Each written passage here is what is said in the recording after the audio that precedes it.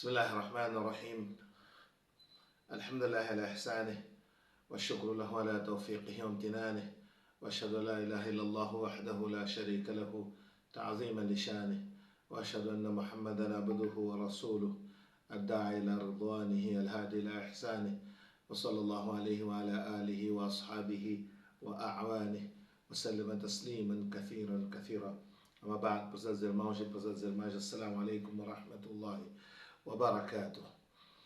Então, nós estamos aqui neste nosso seriado que vemos, onde estamos a falar sobre a cidadania e, em particular, nos dias em que nós nos encontramos, nós estamos a abordar a questão das eleições, em particular, especificamente, do voto, ou por outra, as razões ou motivações que levam as pessoas a votar. Então, neste sentido, prezados irmãos e prezadas irmãs, nós chegamos aqui, neste nosso tema de hoje, depois de termos desenvolvido, sobre várias motivações que levam as pessoas à urna, o que é que levam as pessoas a votar. Então falamos das várias, aquilo que nós vamos chamar hoje claramente das intenções, intenções que as pessoas têm quando vão a uma mesa para votar, quando vão à urna do voto.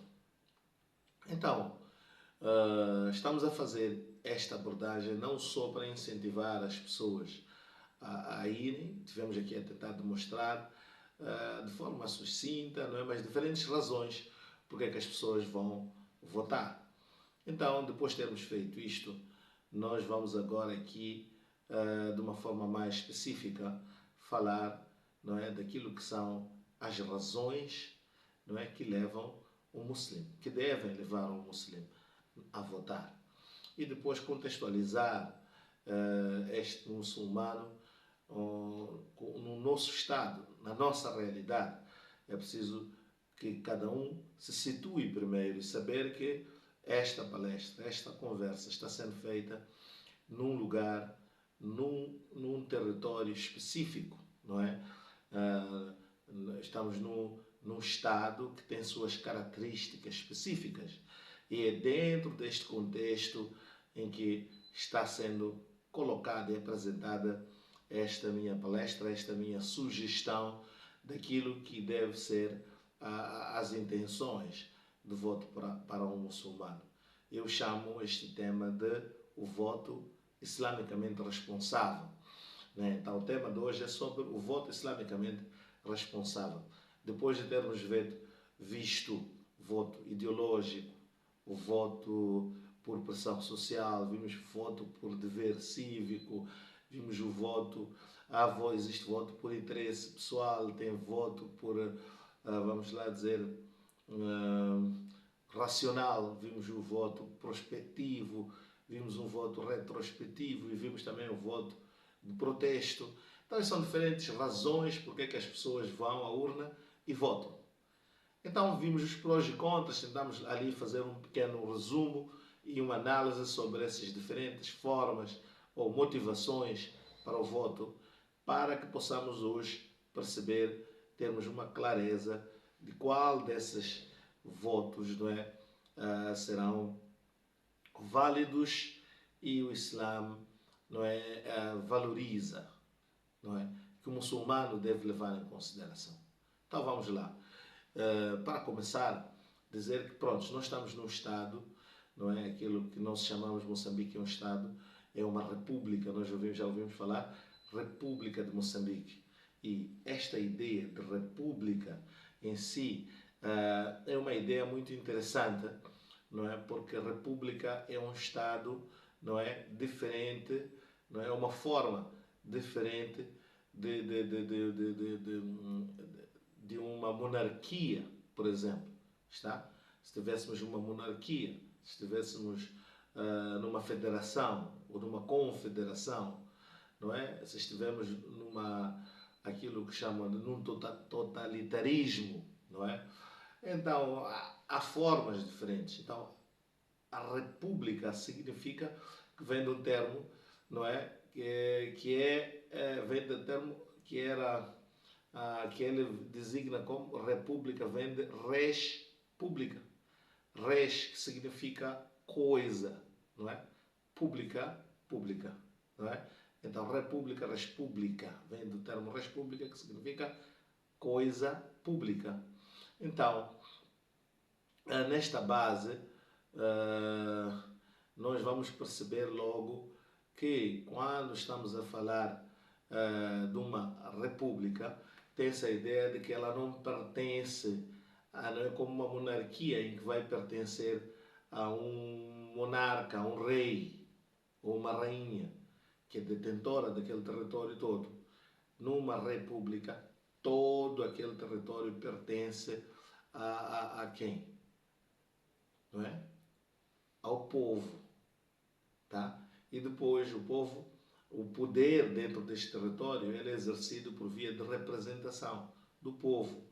Então, algumas pessoas são eleitas, são elegidas para representarem o povo na gestão desta coisa pública. Então, esta é a ideia de uma república. Por isso, é a República de Moçambique. A nossa república chama-se Moçambique. Está claro? Então, este é um dos aspectos que temos que ter em mente. E logo que falamos de república, um dos aspectos que vem logo em mente é que existe o governo é eleito. Ele é eleito, não é? E este governo que é eleito, nós estamos numa república e é democrática, por via da democracia, aquilo que é o sufrágio, não é? Onde as pessoas vão votar, não é? Aqueles que serão representantes do poder. E nós, numa república como a nossa, ela é constituída num sistema não é? Partido, quer dizer, um sistema em que tem 3 poderes, que é o poder executivo, o poder legislativo e o poder judiciário. Então nós temos ali o poder de governar, não é? De executar, implementar as normas e as leis, não é? Que são produzidas numa Assembleia por um outro poder, que é o poder legislativo, que cria leis e aprova leis. Cria e aprova leis, que põe em vigor as leis, mas não as implementa. Quem implementa é o executivo, não é? E depois temos o judiciário, que cuida dos tribunais, que vai julgar a implementação da lei. Então, ali, agora, neste momento em que nós aqui em Moçambique nos encontramos, nós estamos agora para eleger aqueles que vão representar, não é, o governo. É preciso distinguir uma coisa entre esses 2 termos, entre o Estado e o governo. O Estado é mais uma questão abstrata. Estamos a falar da soberania, do território, não é, do povo, estamos a falar disto, enquanto que do governo nós estamos a falar daqueles que vão, não é, estamos a falar de pessoas que vão dirigir, não é, e materializar esse Estado, não é, que pôr na prática, não é, executar, não é, aqueles que são as finalidades ou os objetivos do Estado. Não é? Então tem um governo. Então o governo são as pessoas que vão preencher, não é, o Estado durante um tempo. Não é? Vão representar o Estado durante um tempo. Representam o povo moçambicano. Não é? Então estes são os dois aspectos. Então este governo que deve ser eleito, ele será eleito pelo povo. É daí que o povo é chamado a ir lá eleger. Vamos então analisar isto islamicamente. Islamicamente falando, uma república, um dos conceitos dois conceitos muito importantes, não é? Há muitos outros, mas 2 que eu vou usar agora para esta nossa palestra de hoje, nossa conversa de hoje, é no conceito da república, e nós vamos encontrar lá aquilo que são as necessidades, não é? As necessidades, porque o Estado visa pelos interesses de quem? Da população, do povo. Os interesses do povo. Então, esses interesses do povo, islamicamente falando, nós temos há um conceito, aliás, que é o bem comum. No Sharia vamos chamar isso de masalih al-nas, não é? Que são os interesses da comunidade. O que é que a comunidade, não é, interessa-se, é importante, precisa. Está claro? Então isto é um masalih, um maslaha.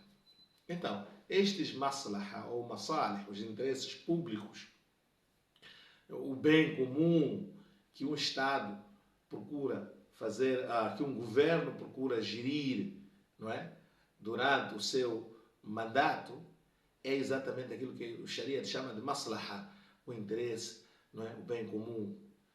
Este maslaha, no Islã, ele é tido em conta, é um dos objetivos do Sharia.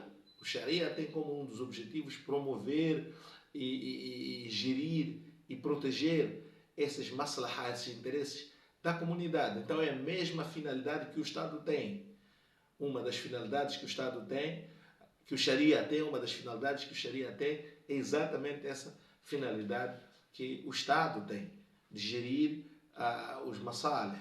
Então o Din veio promover, não é? Que é promover jalbul manfa'ah, não é? Promover a utilidade das coisas para o muslim, para a comunidade. Então, o mesmo que o governo procura fazer, o governo eleito vai cuidar dos interesses da comunidade. Então, o nosso papel aqui é de escolher aquelas pessoas que devem ou que vão fazer a gestão desta coisa pública. É isso que nós chamamos de quê? Votar. Nós vamos votar, que é eleger aquelas pessoas que terão a legitimidade de cuidar desses interesses, que são nossos. Então, falar da importância disso é extremamente importante. É importante que cada cidadão fique engajado nesta tarefa que nós teremos, não é, no dia 9 de outubro, onde nós vamos apontar aquelas pessoas que serão responsáveis em garantir os nossos direitos fundamentais, não só preservar, respeitar, principalmente respeitando os nossos direitos fundamentais e garantindo dos direitos fundamentais, os inalienáveis, assegurar e proteger e não interferir, não violar, mas também procurar garantir aqueles que são os direitos fundamentais progressistas ou progressivos, não é? Lembram que nós falamos sobre isto logo no início, essa distinção fizemos logo no início, para que melhor possamos perceber aqui. Ok, então, o que é que nós vamos falar hoje? Hoje nós vamos então desenvolver quando o muslim sai para votar, o que é que deve ter em mente. Qual é esta que eu chamo da responsabilidade do voto de um muçulmano, ou por outra, o voto islamicamente responsável. Ou por outra, o voto baseado na responsabilidade que o muslim tem. Com quem? Com a coisa pública. Com esse amana, com os bens, com os interesses da comunidade, de toda a comunidade. É por isso, então, nós vimos diferentes tipos de votos. O voto ideológico, ele pode coincidir. E se coincidir, estiver alinhado com os interesses, com os ensinamentos, os valores e os princípios islâmicos, não há nenhum problema daquela particular ideologia, porque ela coincide, não é, com os valores islâmicos. Nós vimos e falamos um bocado sobre isso, né? Que muitos dos valores, por exemplo, da esquerda, quando ela é não extrema, não é, moderada, não é, ou progressista e democrática, então ali tem o direito salvaguardado, o direito da propriedade, a liberdade, aqueles direitos fundamentais, direito à vida, direito à liberdade de expressão, vem lá, vem a liberdade de expressão, vem a liberdade no Estado, atenção, coloca-se no Estado, não é? Que já qualificamos esse Estado desde o início, não é? Que é laico, e então nesse quadro de laicidade do Estado, então um pluralista que é o nosso. Isso já falámos, já explicamos no início, não é? Então, nesse Estado, esta forma, esses valores coincidem com valores islâmicos. Os seus assuntos são tratados com base em consulta mútua. Então, a consulta mútua é extremamente importante. A democracia é um princípio de consulta mútua, onde sempre, para todos os assuntos, devemos sentar, reunir e consultar uns aos outros. Então, é interessante. A justiça social é um dos valores alinhados com o Islã. A liberdade das pessoas praticar o seu dia, a sua religião, está alinhado com as diferentes liberdades que nós encontramos lá, onde as pessoas adoram Allah subhanahu wa ta'ala livremente. Então nós temos a liberdade de adorar e agradecer e agradar a Allah subhanahu wa ta'ala. Então todos esses, a liberdade da religião, alinha-se no voto ideológico. Há ideologias contra no Islã, nós já falamos disso quando estávamos a abordar cada uma das ideologias que lá estão. Mas vamos falar, por exemplo, de um voto com base em pressão social. Parece ser um voto começa a enfraquecer a razão por que votar. Nós também, aliás, antes deste voto, vamos falar do voto partidário. O voto partidário é como o voto com base em ideologia. Vai se alinhar dependendo de que tipo de partido, quais são as ideologias que eles adotaram no seu pacote dentro do seu partido, no seu estatuto, nos seus estatutos partidários. Então vamos ver, vai depender disto. Mas, então, em Moçambique nós temos quase todos os partidos, de uma forma geral, alinhados em termos de permissibilidade de voto nesta base partidária. Então qualquer um dos partidos onde a pessoa estiver lá a votar, pelo menos de acordo com os seus estatutos, não há aí um impedimento em nenhum deles. E, não é? Esse é um exercício que eu tive que fazer ao longo deste período. Outro aspecto é o voto por um dever cívico. Sim, o voto, dever cívico, cidadania, mesma coisa. Alguém pode votar nesta base. Mas não podemos, por exemplo, desencorajar um voto por interesse pessoal. Por que o voto por interesse pessoal? O voto deve sempre ser dentro de um quadro, não é, da comunidade. Devemos sempre ter em conta, estando nós próprios inseridos nesta comunidade. O nosso interesse fazendo parte de uma comunidade. Não devemos nos reduzir, desencorajar de você reduzir o voto apenas pelo seu interesse pessoal. Vamos lá dizer, porque eu serei promovido, se fulano ser eleito, eu vou estar numa... Não pode ser esta a intenção que você vai fazer, você está a reduzir bastante a amplitude da intenção que deve ser para o voto. Tem que ser, senão você perde aquela que é a recompensa, ou por outra, a grandeza deste ato, porque você está ali para servir, vamos lá dizer, a utilidade, para defender a utilidade e os interesses comuns da coletividade. Então, não seria ideal um voto nesta base e também não seria ideal um voto meramente por protesto. Vimos um voto de protesto, é um voto desencorajado no Islã, é um voto rejeitado no Islã, você votar sem olhar bem para o candidato, mas sim votar com raiva do outro. Você, em vez de votar porque você admira os ideais que estão lá, então você está a menosprezar e desvalorizar o voto e votar sem ter em conta a grandeza deste gesto. Que você pode apontar alguém, indicar alguém ao poder sem você nunca ter considerado as suas características para dirigir. Allah subhanahu wa ta'ala diz no Corão: "La tas'alu an ashya'a tubda lakum tasukum." Não perguntem a respeito de coisas que quando tiverem respostas vocês não vão gostar, que é o mesmo que dizer não vá pedir algo que quando você for concedido aquela coisa, você vai dizer, afinal não era isso que eu queria. Não é? Então isso chama-nos a atenção a uma necessidade de um voto responsável e nunca estar lá a votar à toa, apontando ao acaso, aquilo que já leia, né? Aleatoriamente. Não se deve fazer isso no dia de voto. Vote consciente e vote de forma responsável. Mas outro aspecto também que eu queria trazer aqui era que também nós falamos sobre a natureza. Eu quero desenvolver aqui a questão da natureza de Massaleh. Nas utilidades públicas existem algumas regras básicas que devem ser tomadas em consideração. Primeiro, aquilo que está estabelecido aquilo que está estabelecido, que tem utilidade, que é importante, que serve, que é benéfico, não é?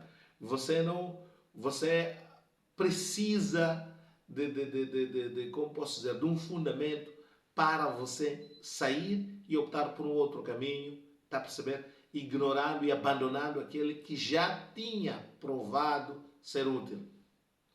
Um princípio da jurisprudência islâmica, al-yaqinu la yazulu bi-shak, que a certeza continua não obstante a dúvida, não obstante a probabilidade. A certeza continua não obstante a probabilidade, quer dizer, a certeza é mais forte que a probabilidade e ela deve continuar. Então, e a certeza aqui é aquela que já está adquirida e a probabilidade é aquilo que pode acontecer.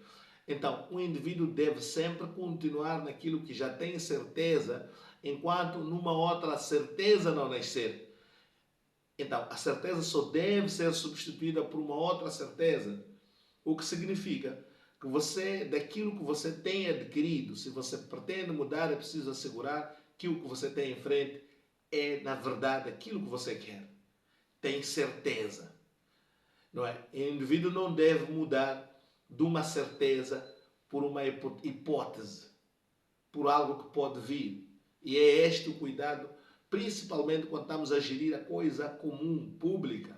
É preciso perceber que a nossa decisão vai determinar a saúde de alguém, a educação de alguém, vai determinar o bem-estar de pessoas, vai determinar até o bem-estar, a saúde de pessoas que estão doentes, idosos, a educação de crianças. Não é só, não vai determinar apenas o seu destino, o seu futuro, mas de uma coletividade. E você, para agir ali, é bom e é orientado no Islã, se tratando de uma coisa pública, masalihun nas, o bem-estar da comunidade, é preciso que você se movimente com base na certeza. Não vá fazer tatamachan, são experimentos. Os experimentos você faz com coisa pessoal. Você, em sua casa, algo que vai afetar apenas a si. Você pode experimentar, aventurar, quem sabe, vai calhar. Vai. Você não faz isso, islamicamente falando, com algo que o bem-estar da comunidade toda depende desta mesma coisa. E você coloca a uma leia, ao acaso. Vamos experimentar, vai-se ver o que vai dar. Então, este é um dos princípios, al-yaqinu la yazulu bi-shak. Manter, chama-se o princípio da continuidade, não é? O princípio da continuidade até que haja certeza de que estamos diante de uma situação melhor. É preciso que haja certeza. O ideal, al-yaqinu la yazulu bi-shak. Aquilo que é certo não se movimenta com algo inferior, não se muda com base em algo inferior, mas sim com base em algo superior.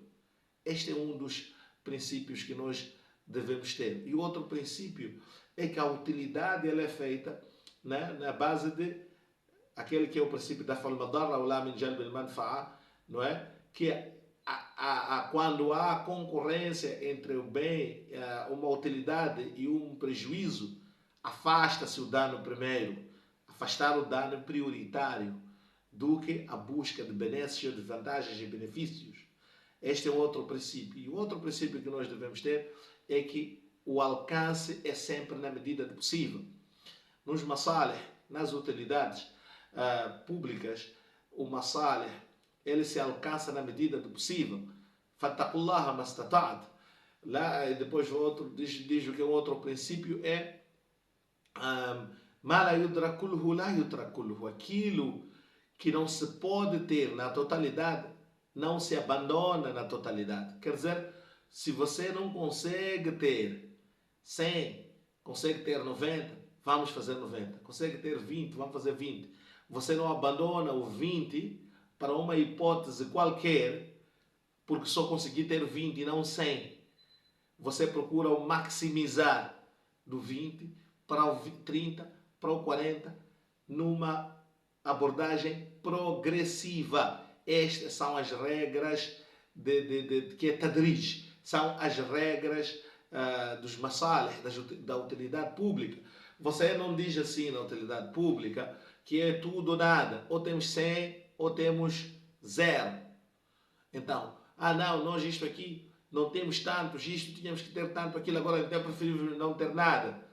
Não é que são essas teorias não é? Que a gente vê muitas das vezes sendo propagadas, que não é uma mentalidade absolutista, não é? Que o princípio do absolutismo, que ou temos tudo ou não temos nada. E muitas das vezes levam-nos a dizer, não, isto aqui, nós nunca tivemos isto, nós nunca tivemos aquilo. Isso não é verdade. Enquanto você já teve aquela dádiva por muitos anos. Então, muita coisa que a gente tem não podemos, porque falta um pouco para se tornar completo, ou porque falta uma parte e dizer que nunca tive nada. Esse é o que chama-se absolutismo. O absolutismo só se aplica no Islã, islamicamente falando, nos direitos fundamentais, na vida, não é? Naquilo que Allah subhanahu wa ta'ala para nós estipulou como haram e que você ou tem ou não tem. E nós daqui nesta abordagem que estamos a fazer aqui, por exemplo, dos direitos fundamentais inalienáveis, em que você ou os tem ou não os tem. E que ali a regra, a característica é rigidez. Não há flexibilidade naquilo. Está a perceber? Não há flexibilidade. Mas quando você está diante daqueles que são os direitos progressistas, estamos a falar de educação, não é? Não é tudo ou nada a regra. A regra é a medida do possível. Então, quando estamos diante dessas coisas e que nós sabemos que é a medida do possível, e nós devemos sempre procurar maximizar e aumentar a dádiva. E nunca abandonar. E nunca reduzir a zero aquilo que já temos 10, 20, 30, 40, se estamos a 100, a 50, ou a 70, a 20%. Não podes, sob pena de ser aquilo que Allah subhanahu wa ta'ala diz no Corão: وَضَرَبَ اللَّهُ مَثَلًا قَرْيَةً كَانَتْ آمِنَةً مُطْمَئِنَّةً فَكَفَرَتْ بِأَنْعُمِ اللَّهِ. Allah subhanahu wa ta'ala dá uma parábola em que ele descreve de uma sociedade que vivia e dizia فَكَانَتْ آمِنَةً مُطْمَئِنَّةً, que estava em paz, em sossego, estava bem.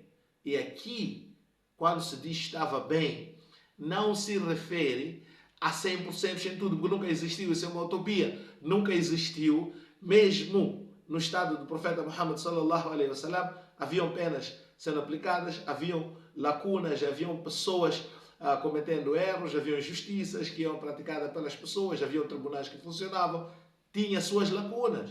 Nunca existiu um estado perfeito, isento de problemas. Aliás, mesmo no pico do Islã haviam descrentes, mesmo no pico do Islã haviam hipócritas, munafiqin. Então, lacunas sempre acompanharam a vida da sociedade. Então, quando se diz que era uma cidade que tinha um bem-estar, que tinha, é sempre no princípio relativo. O que estamos ali a dizer sempre no princípio de gradualismo, de generalização, né? Havia uma paz generalizada, uma segurança generalizada, está a perceber? Relativa. É sempre este o atributo desta paz que Allah subhanahu wa ta'ala descreve nesta cidade. فَكَفَرَتْ بِأَنْعُمِ اللَّهِ, porque as dádivas de Allah subhanahu wa ta'ala, depois ali você vai fazer o quê?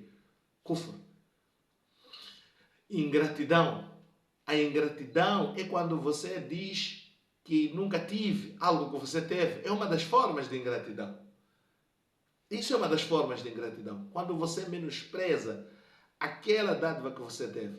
Quando você desconsidera a dádiva que você goza no momento em que você está a falar, no momento em que você está a viver, você está a usufruir de inúmeras dádivas hoje, neste momento. Está a perceber? Então você não pode nunca reduzir aquilo que Allah subhanahu wa ta'ala te deu, as condições que você vive, para dizer que não tem nada. Isso é exatamente fruto do populismo. O populismo faz isso. Diz que nunca houve nada, que nunca tivemos nada. Isso tudo está mal. É uma linguagem de ingratidão, é uma conversa, não é? E aqui, principalmente quando estamos a falar de direitos progressivos, aqueles que se adquirem na medida do possível, dentro das condições que temos, dentro das circunstâncias, dentro do tempo em que a gente vive, dentro daquilo que chamamos da conjuntura, quer interna, quer internacional, quer nacional, quer da comunidade, quer do seu bairro, quer da sua religião, quer do seu... Então, é preciso perceber que sempre esses direitos se adquirem na medida do possível.